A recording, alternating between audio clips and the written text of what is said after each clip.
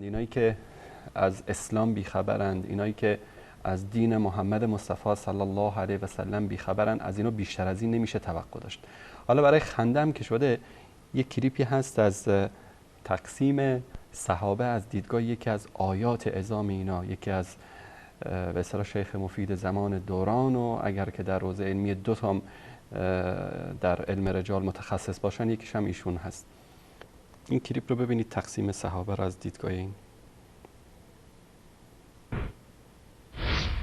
مقدمه سوم، آقایان اهل سنت یا حضرات وهابیون معمولا در شبکه ها میخوان صحابه را معرفی کنن، فقط اینها شروع میکنن به بخشی از آیاتی که در مدح صحابه آمده اونها را مطرح میکنن، مثل آیه 100 سوره توبه و سابقون الاولون من المهاجرین والانصار، یا آیه 18 سوره فتح لقد رضی الله عن المؤمنین اذ یبایعونک تحت الشجره، یا آیه 19 سوره فتح اشداء علی الکفار رحماء بینهم، آیه 19 سوره فتح اشداء علی الکفار رحماء بینهم و امثال این. ولی از نقل آیاتی که در مذمت صحابه آمده خودداری میکنن. خب شما ببینید در سوره مدثر آیه 31 کاملا قرآن صحابه‌ای که در اطراف نبی مکرم هستند، حتی در مکه مکرمه، به 4 دسته تقسیم میکنه.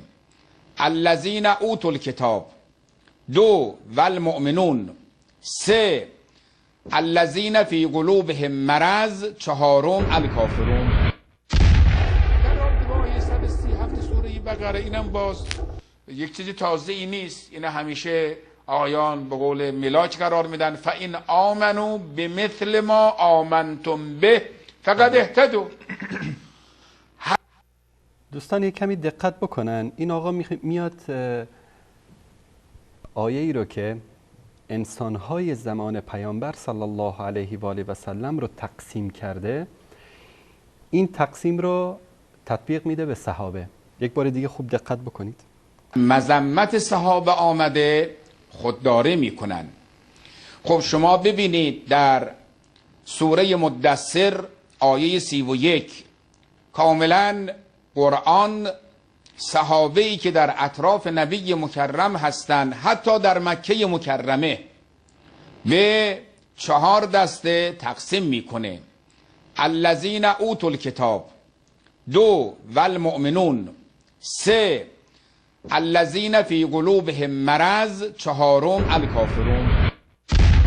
در آیه 137 سوره بقره اینم باز بله. این از آیت الله اینا، یعنی اون بالاترین درجه علمی که در حوزه علمی میدن به یک آخوندی. الذین اوتوا الکتاب، یهود و نصارا هستن. چه ربطی به صحابه داره؟ شما رو با خدا اینو یک کودک اهل سنت هم میدونه که هر جا در قرآن کریم الذین اوتوا الکتاب ذکر شده، اینها منظور یهود و نصارا هستن. یهود در جزیره العرب زندگی میکردند، در مدینه و در خیبر در اون زمان، و نصارا هم در اطراف جزیره العرب بودن، در مناطق شام امروزی. این یهود و نصارا رو که الله سبحانه و تعالی الذین اوتوا الکتاب از اینا یاد میکنه در یا اهل الکتاب از اینا یاد میکنه در قرآن کریم، این میگه دسته ای از صحابه بودن. والمؤمنون که همه اتفاق داریم مؤمنین هستن. الذین فی قلوبهم مرض، اینها منافقین بودن. ما هیچ وقت نگفتیم که هیچ عاقلی از اهل سنت یا از عموم مسلمان ها نگفته کسانی که منافق بودن اینا جز صحابه هستن. در مدینه حتی ما در مکه منافق نداشتیم، چون اصلا فلسفه به وجود آمدن نفاق همیشه وقتی به وجود میاد که اسلام قوت داشته باشه، در دوران ضعف هیچ وقت منافق در جامعه ما نداریم. چرا؟ چون وقتی که اسلام ضعیف باشه در اون موقع صفها مشخصه، یا صف اسلام هست یا صف کفر است. مثلا آمریکا وقتی که در افغانستان اومد یکی از خوبیاش این بود که صف اسلام و صف نفاق جدا شد.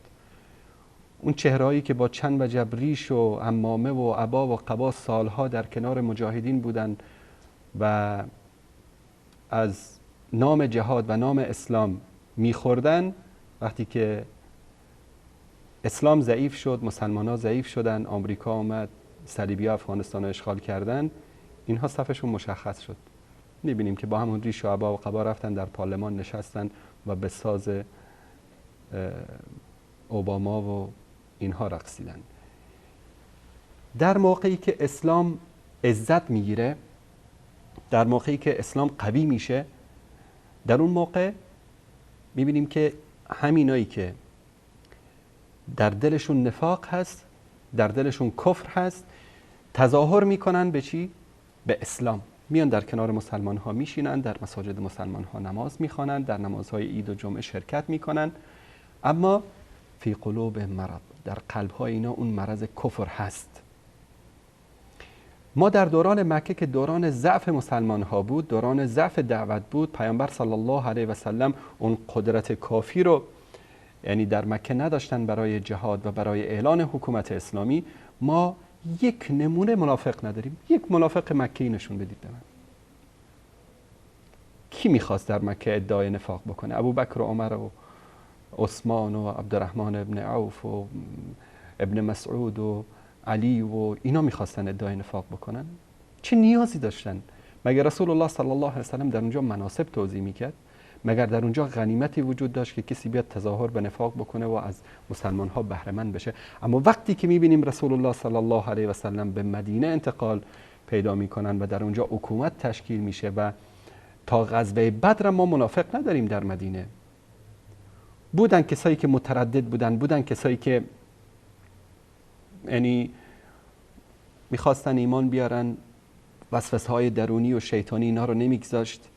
اما وقتی که میبینیم غزوه بدر صورت میگیره و مسلمان ها اون ضربات سهمگین رو به کفار مکه وارد میکنن و رؤوس کفر و ائمه کفر در زیر دست و پای مجاهدان اسلام، صحابه رسول الله صلی الله علیه و سلم در میدان بدر به خاک ذلت و رسوایی میافتن و فرعون امت ابو جهل در اونجا کشته میشه، وقتی که فاتحانه لشکر اسلام برمیگرده به مدینه، میبینیم که اونایی که الذین فی قلوب مرض کفر داشتن، اینها اومدن تظاهر به اسلام کردن.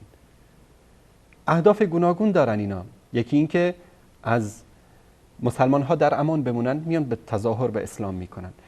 یکی دیگر این که از اون غنایمی که به مسلمان ها میرسه اینا مستفید بشن. به خاطر همین ما ظاهره نفاق رو ما در مدینه داریم، در مکه نداریم. اما این آخوند جاهل نمیدونه که در مکه منافقی ما نداشتیم. همه منافقینی که بودن در مدینه بودن و اینها کسایی بودن که از ترس تظاهر به اسلام کردن. منتها یکی از صفت‌های اینا چی است؟ تظاهر به اسلام میکنن، منتها هر موقعی که دشمن خارجی به سرزمین اسلامی حمله بکنه، اینا حقیقت و اون مرض داخلیشون رو آشکار میکنن. دیدیم در افغانستان نمونه بارز این رو. تا دیروز همه ادعای اسلام و مسلمانی میکردن. وقتی که آمریکا اومد، همینا رو دیدیم که صفها جدا شد، رفتن و در کنار حکومت دست نشانده و در کنار سربازان صلیبی قرار گرفتن و سیاهی لشکر دشمن شدن. امروز مثلا در تاجیکستان، در ایران، در کشورهای اسلامی خیلی هستن از اینایی که امروز نفاق و اون کفری رو که در دلشون هست در بعضی از کشورها آشکار میکنن و در بعضی از کشورها هنوزم پنهان است. و واقعی که رخ بده، مشکلات جدی که برای مسلمان ها پیش بیاد، حقیقتی این انسان ها رو آشکار میکنه. ول کافرون، یعنی شما رو وقتا تصور کنید این آیت الله است، یک آدم عادی نیست. حالا یک شیعه عادی اگر این ادعا رو کرده بود، ما مثلا میگفتیم حالا نمیدونه، جاهله. اما این آیت الله شما رو به خدا در کدوم دین و مذهب گفتن که کفارم جز صحابه رسول الله صلی الله علیه و سلم محسوب میشه؟ اصلا یکی از ویژگی های صحابه که اهل سنت بهش اعتقاد دارن این است که با ایمان رسول الله صلی الله علیه و سلم رو دیده باشه و با ایمان از دنیا رفته باشه.